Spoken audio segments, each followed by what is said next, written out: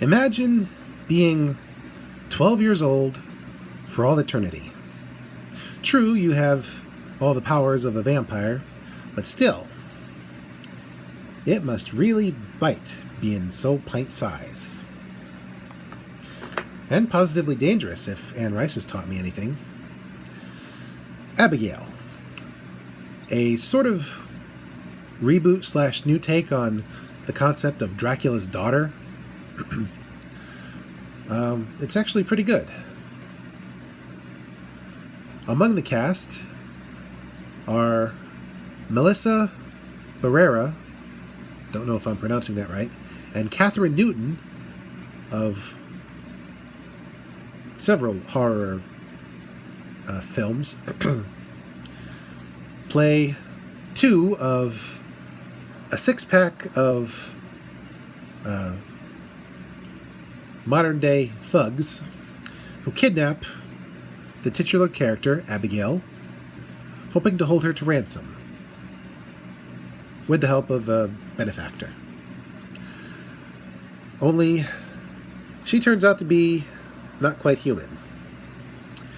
And what they thought would be an easy money gig turns into a bloody fight for survival. And they're just praying to make it through the night. Alicia Weir plays the titular character, Abigail, who starts out very dainty and helpless feeling, but when she turns on her vampire mode, oh boy, look out, because she goes from wild animal to supervillain to I don't know what, because she puts a ballet swing into her fights and her hunting, which makes the character all the more unsettling. The actress, who currently is most notable for playing Matilda Wormwood in the musical remake of Roald Dahl's book about a girl who can move things with her mind. No, not Carrie, that's Stephen King. And honestly, I can't wait to see what she does in the next 20 or 30 years. Because if this is the kind of raw talent we get from her, then she's going to be the next it girl for quite a long time. I just hope she doesn't suffer burnout.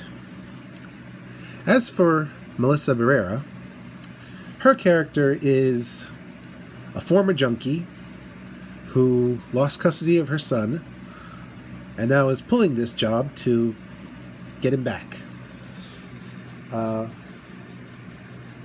Luckily, her talents as a mom come in handy when she bonds with the little vampling, even before she turns on the fangs.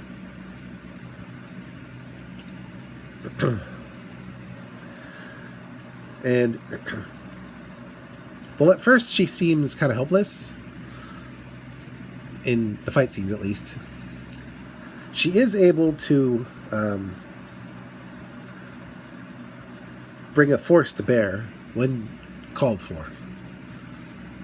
She's definitely Survivor Final Girl material, because while she does take a thrashing, she doesn't stay down.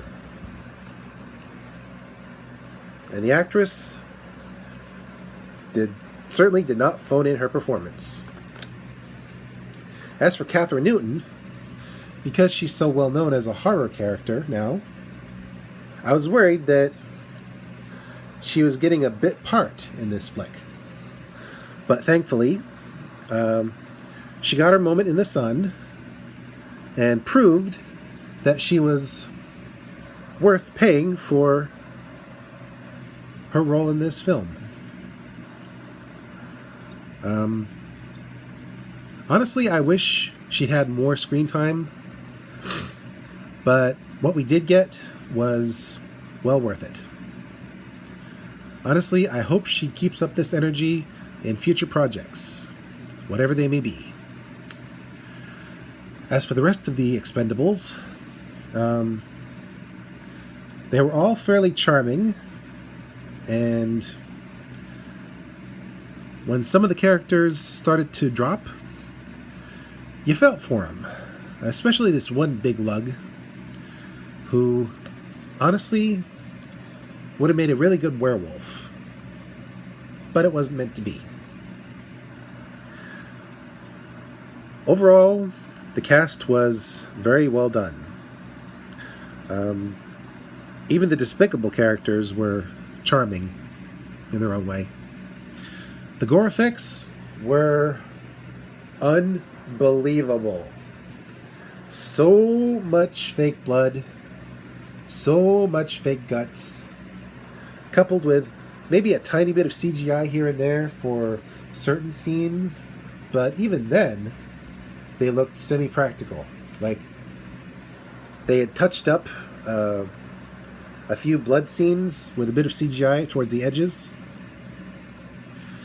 And the vampire faces, the eyes, which looked like the color of mummy wrapping, and mouths full of fangs, not just a pair, really made the character vampires stand out.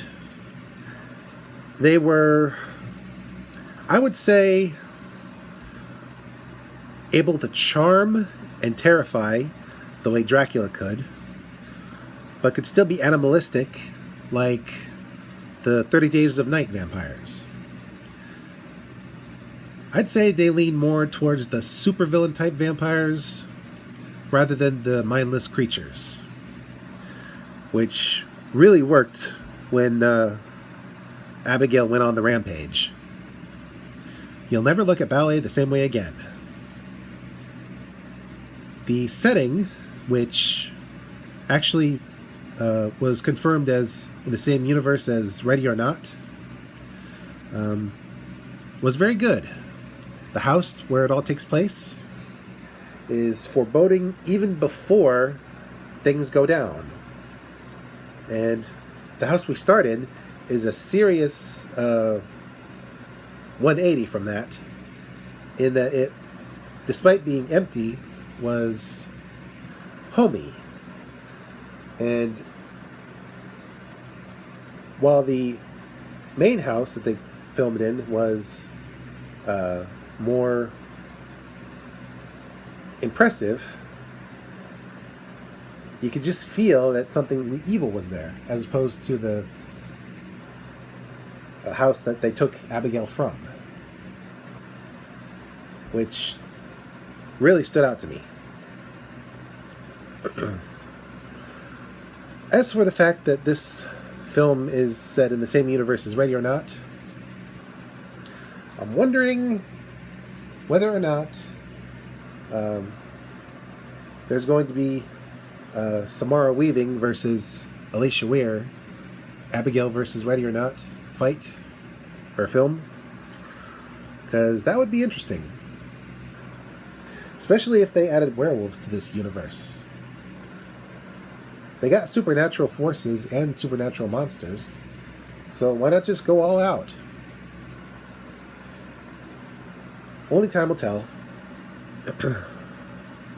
As for the music, and a nod to Universal's Dracula, the main soundtrack was Swan Lake and variations of it, which honestly were very appreciated.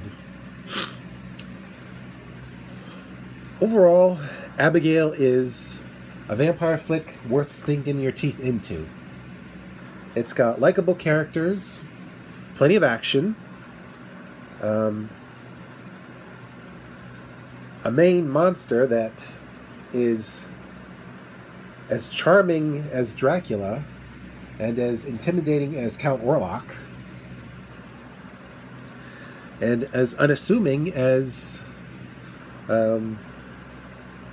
Well, as a 12-year-old girl.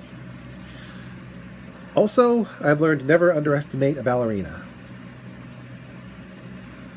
They are flexible and deadly. Because if you recall, Black Widow, Natasha Romanoff, and her sister were both ballerinas. So, there you go. This is Mr. J signing out from movie reviewing in Georgia, probably for a long time. I'm reminding you that no matter where you view your movies, be it Georgia, Pennsylvania, or the South Pole, it's always important to give your humble opinion, because you never know who might be listening and who might value the opinion of the humble moviegoer. Never stop watching movies and never stop reviewing. Cheers.